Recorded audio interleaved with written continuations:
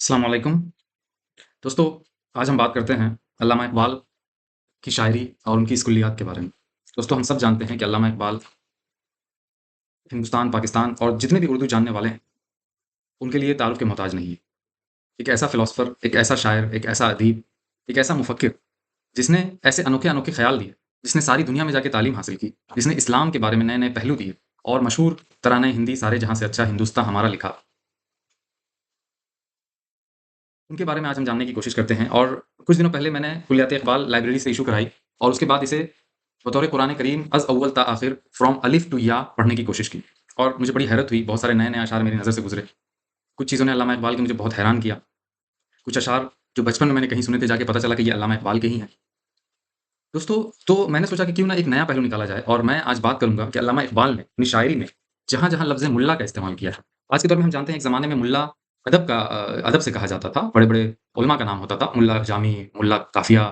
बहुत सारी किताबें हमने दरस निज़ामी में शामिल थी जो हमने पढ़ी थी, जिनके मुसन्निफ़ीन का नाम मुल्ला था। फिर धीरे-धीरे लफ़्ज़ की हैसियत बदलती गई, ज़माने के तग़य्युरात होते गए और बाद में जाके मुल्ला के माने ये रह गया कि सिर्फ़ एक ज़ाहिरी तौर पे मुसलमान, जिसके अंदर गहराई ना हो, जिसके अंदर जो है जिसके ज़हन में, दिल में तवस्सो ना हो, जिसके मज़हब में तवस्सो ना हो, जो इस्लाम की बहुत ही नैरो और बहुत ही तंग डेफ़िनेशन से रहता हो और उसका इतलाक़ मुल्ला पर होने लगा और मौजूदा दौर में लफ़्ज़ मुल्ला अगर आप किसी को कह दें, तो वो गुस्सा हो जाएगा। आज के दौर में ये डेरोगेटरी बन गया है और ये जो है तो तहक़ीर आमेज़ जुमला बन गया है। लेकिन एक ज़माने में मुल्ला अदब और जो है इल्म के हवाले से भी जाना जाता था। लेकिन जब अल्लामा इक़बाल के हम सारे इस्तेमाल देखते हैं, उनके जितने अशार जिनमें लफ़्ज़ मुल्ला का इस्तेमाल किया गया है, तो हम देखते हैं कि अल्लामा इक़बाल ने भी लगभग वही मफ़हूम इस्तेमाल किया है कि वो उलमा, वो अहले मकतब, वो अहले मदारिस जो जिनके ज़हन में तवस्सो नहीं है, जो बच्चों की सही परवरिश नहीं कर रहे हैं, जो इस्लाम की सही तालीम लोगों के सामने नहीं ला रहे हैं, जो जिनके ज़हन में तवस्सो है, जो बस कुफ़्र के फ़तवे दागने पर तुले हैं, जो अल्लामा इक़बाल को कह रहे हैं कि ये मग़रिब ज़दा है, ये पता नहीं ज़िंदीक़ है, काफ़िर है, जो है बेअक़ीदा है, बदअक़ीदा है। सो इस तरह के ही अल्लामा इक़बाल ने उन तनाज़ुर में जो है कुछ अशार कहे हैं जो मैंने नोट किए हैं, मैं आपके सामने पढ़ना चाहूँगा। अल्लामा इक़बाल जो है कहते हैं, उठा मैं मदरसा व ख़ानक़ाह से ग़मनाक, न ज़िंदगी, न मोहब्बत, न मारिफ़त, न निगाह। यहाँ पे देखिए अल्लामा इक़बाल,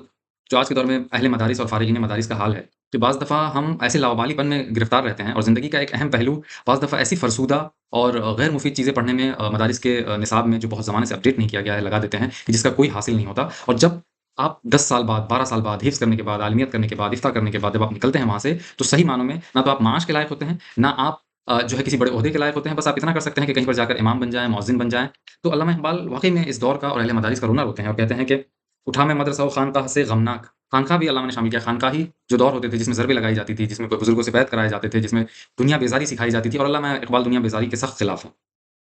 अल्लामा इक़बाल ही का शेर है, कहीं पर उन्होंने कहा है कि मुद्दा तेरा अगर दुनिया में है,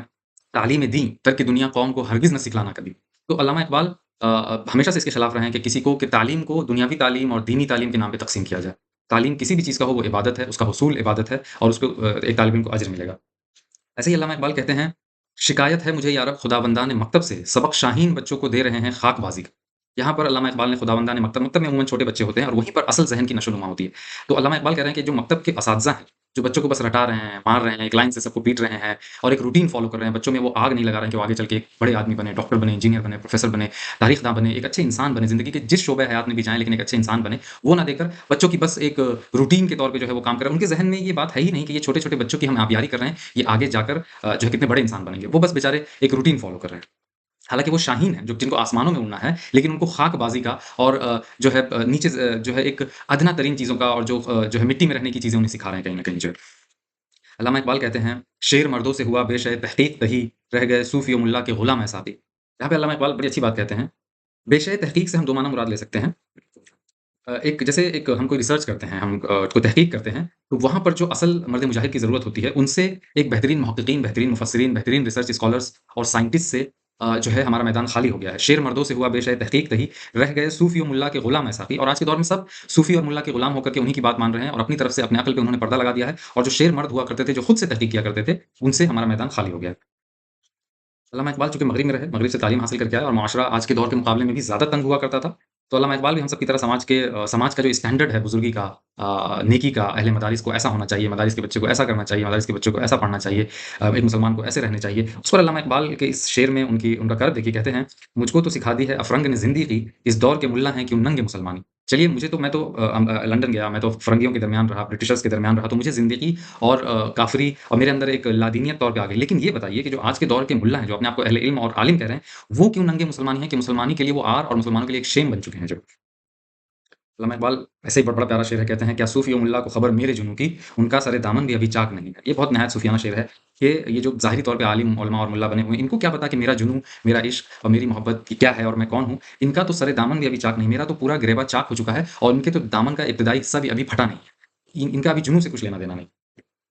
बहुत मशहूर शेर है, अक्ल अय्यार है सो भेस बना लेती है, इश्क बेचारा न मुल्ला न ज़ाहिद न हकीम। यहाँ पे अल्लामा इकबाल का जो के बारे में जो मशहूर है कि अक्ल और इश्क का उन्होंने हर जगह कहीं पर मुआज़ना किया है और उसको अक्ल और इश्क को जो है हर जगह नापने की कोशिश की है। जैसे मशहूर शेर है उनका, बेख़तर कूद पड़ा आतिश नमरूद में इश्क, अक्ल है महवे तमाशाए लबे बाम भी हज़रत इब्राहीम अलैहिस्सलाम के बारे में कि अक्ल कहती है कि आग तो जला देगी, जो नारे नमरूद है, लेकिन इश्क कहता है कि कूद पड़ो, जब खुदा की राह में निकले हो, खुदा का हुक्म है तो कूद पड़ो और फिर वो आग जो है गुलज़ार बन जाती है जो। तो यहाँ पर भी अल्लामा इकबाल अक्ल और इश्क का मुआज़ना करते हुए कह रहे हैं, अक्ल अय्यार है सो भेस बना लेती है, इश्क बेचारा ना मुल्ला ना ज़ाहिद ना हकीम। यहाँ पर तीनों को अल्लामा इकबाल ने एक ढोंगी, डिसीवर और एक बहरूपिये के तौर पे बताया है, जो मुल्ला है, जो ज़ाहिद है और जो हकीम है, ये 3।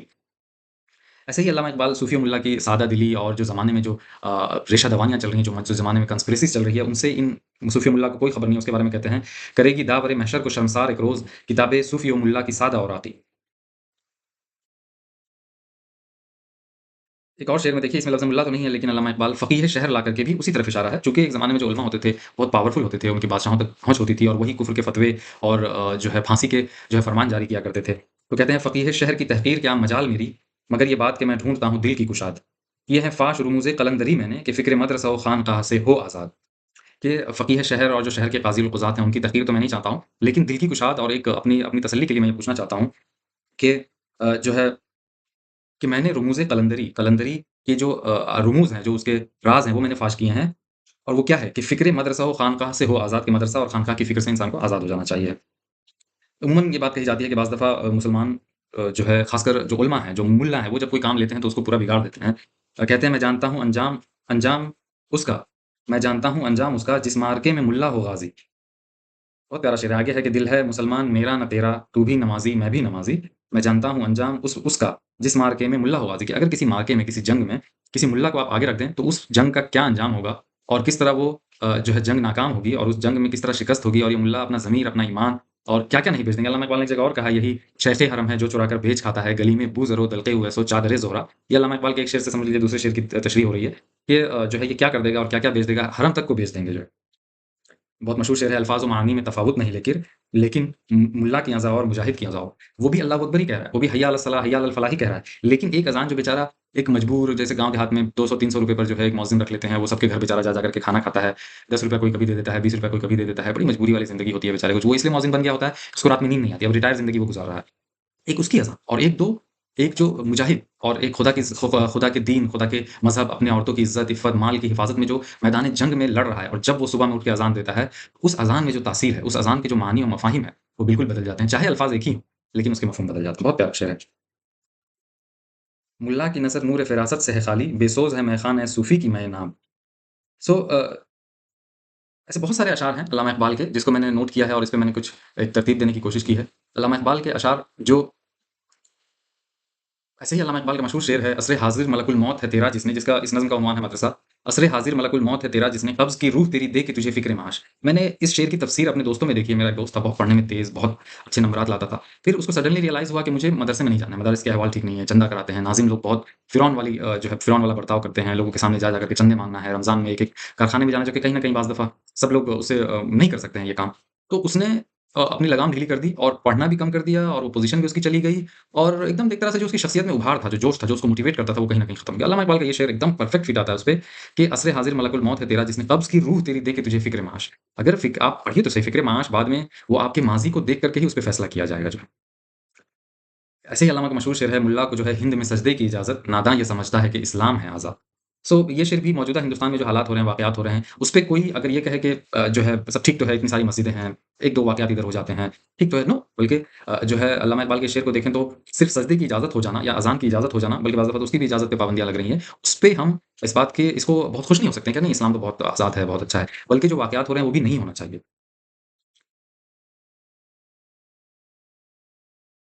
सही मस्ती किरदार के नाम से अल्लामा इक़बाल की एक नज़्म है, उसमें कहते हैं, सूफ़ी की तरीक़त में फ़क़त मस्ती अहवाल, मुल्ला की शरीयत में फ़क़त मस्ती गुफ्तार। यानी सूफ़ी के यहाँ बस अहवाल की मस्ती है, अल्लाह की ज़रबें लगाइए और झूमिए और रक़्स कीजिए और सिमा कीजिए और मुल्ला की जो शरीयत है, उसके यहाँ बस मस्ती है, गुफ्तार है। बस वो गुफ्तगू ऐसे करेंगे और दिल जीत लेंगे और ऐसी-ऐसी बातें करेंगे और गुफ्तार के गाज़ी और they will be great orator लेकिन हकीकी ज़िंदगी में अमल नहीं होगा उनके यहाँ जो